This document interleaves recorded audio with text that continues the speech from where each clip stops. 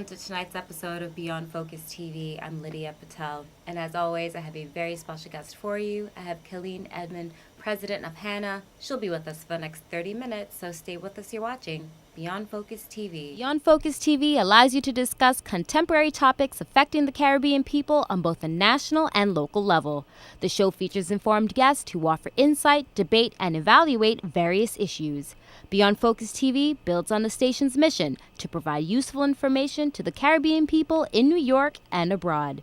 Beyond Focus TV, where our viewing audience can get educated, informed, and empowered. Welcome back. You're watching Beyond Focus TV. I'm Lydia Patel. Like I said, I have a very special guest for you, Kellyne Edmond, president of HANA. She's with us. So, Kellyne, welcome to the program. Thank you. Thank you for having me. Happy New Year. Well, Happy New Year to you, too. Of course, it's a happy 2019. You know, we're still into the month, and we're having a good one. And, of course, you know, we're great.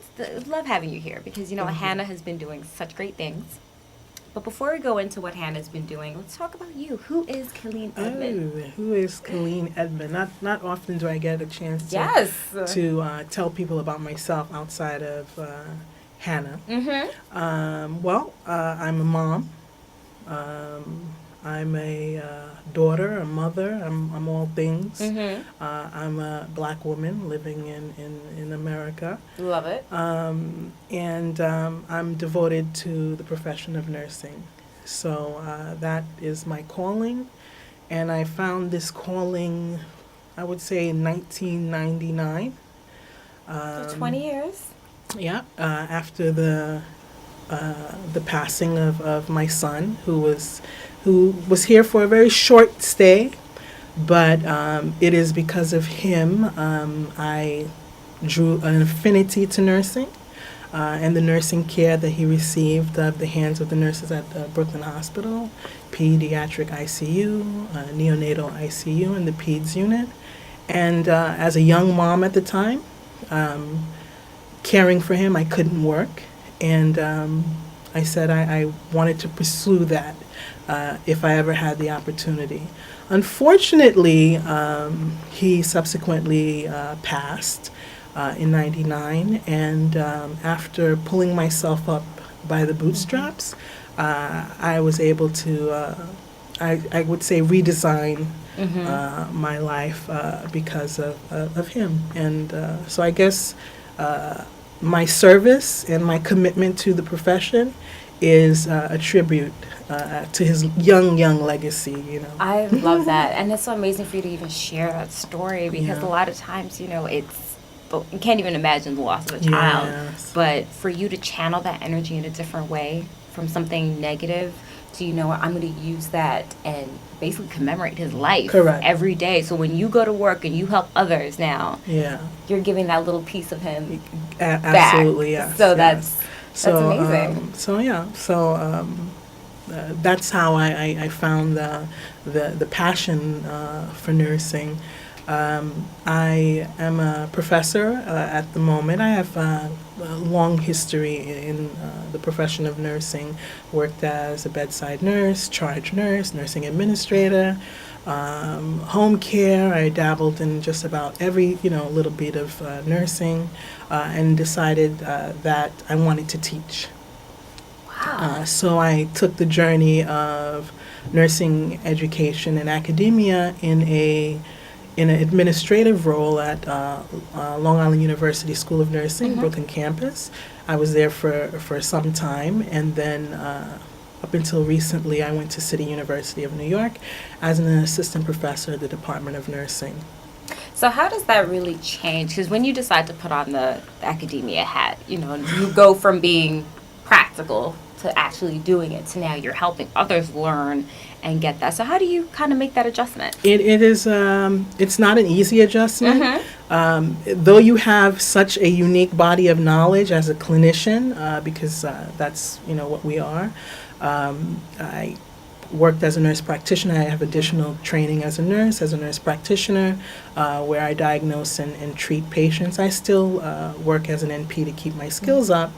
But the science is the same, but the way that you teach is different. So there's a transitionary period. So we think about when you have nursing students in a nursing school, after they've done all their studies and they've trained, now they have to transition into practice. Right. So as a nurse who's a clinician, you have all these years of valuable experience. Yes. Now you have to transition into academia, and so there are some struggles because there's a learning curve, but it's well worth it if that's where your heart is.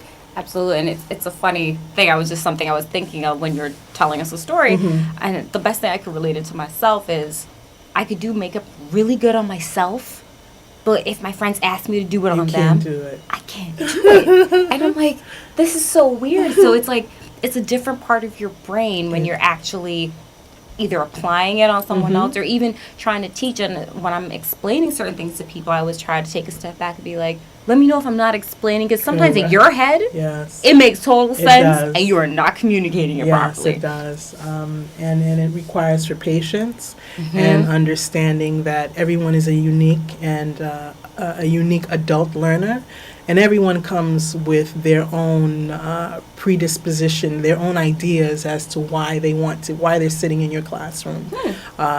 So you have to take that in account, and people bring all types of life experience with them in pursuit of nursing and nursing education. Do you ever ask your students on the first day or in the first week, like, so what brought you to class? Why are you here? Yes, and that if it's just for the money. Rarely do people say that. Okay. I would say, and if I think back, semester after semester, especially with our fundamentals courses, our intro courses, when you do a survey. So why are you here today? There's undoubtedly, there is always an assignment that asks people to self-reflect as to why you want to be in the profession. And if I hear it 100 times. If I had $1 for every time I hear it, I'd be loaded, because everybody say, oh, because I want to care for people, or they'll say things like, they had a loved one that propelled them into the profession. I think people want to say, because of I won't never be hungry, the money is great. But that can't be your only motivating factor, because it will show. And the industry has changed over time, and I wanted you to kind of share some of that, your expertise, because, things have changed in the sense that longer hours, you hear about shortages, the demands are more, and, nurses, there's just a lot placed on nurses. So it is absolutely true. Nursing isn't an easy profession.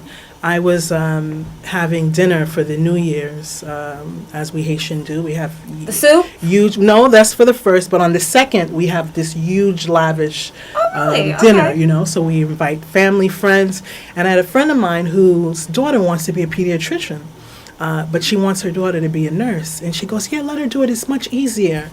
And I looked at her and I said, no, nursing and medicine, they're not the same. And nursing isn't really easy. Things have changed so much.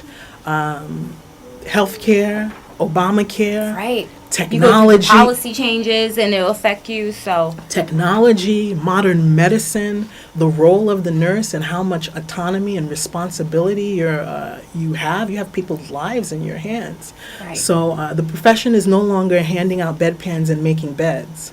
The profession is, really being an educated individual, providing life-saving information to cause somebody to make a change in their lives. Saving lives at that. Hold that thought. We'll take a quick break. We'll be right back. You're watching Beyond Focus TV. Stay with us.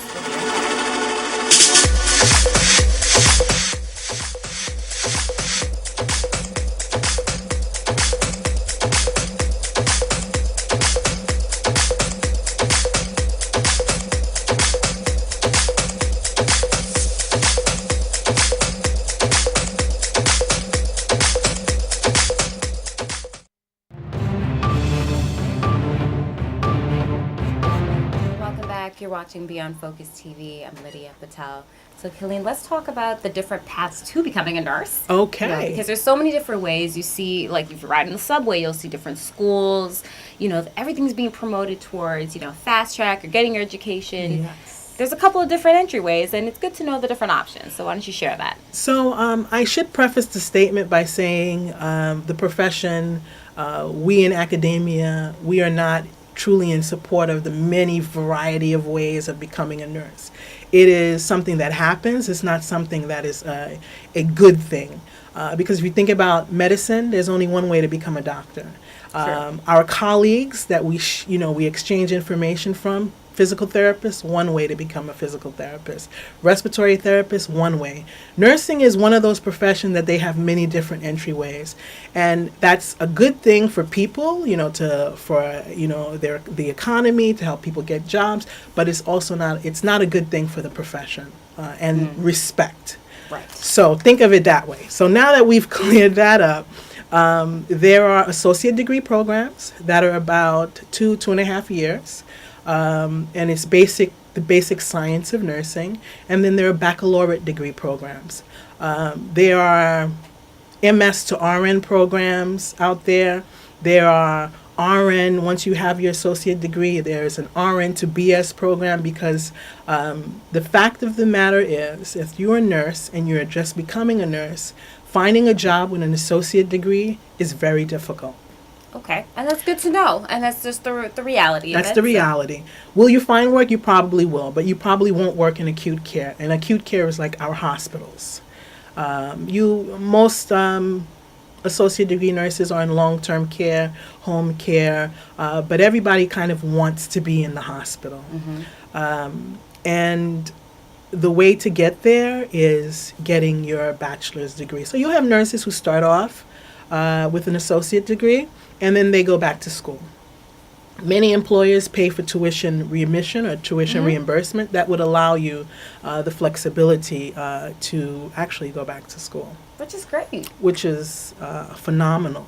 But when we say the word nurse, somebody's saying nurse, who could respond? So on a unit, people say nurse, you have the nursing assistant turning around, you have the LPN who's turning around, everybody's turning around to respond. But legally, only 2 people can respond to that. Let's hear it. So that's the licensed practical nurse, because they're licensed, they're practical nurses, and they work under the supervision of a registered nurse and the registered nurse. Those are only 2 people that when you say nurse on a unit, they should reply. Your nursing assistant is not a nurse. Your home health attendant is not a nurse. As patients, as consumers, it's your right to know who is giving you your care. And because the profession has changed so much, you may see somebody with a white coat on and people think it's a doctor.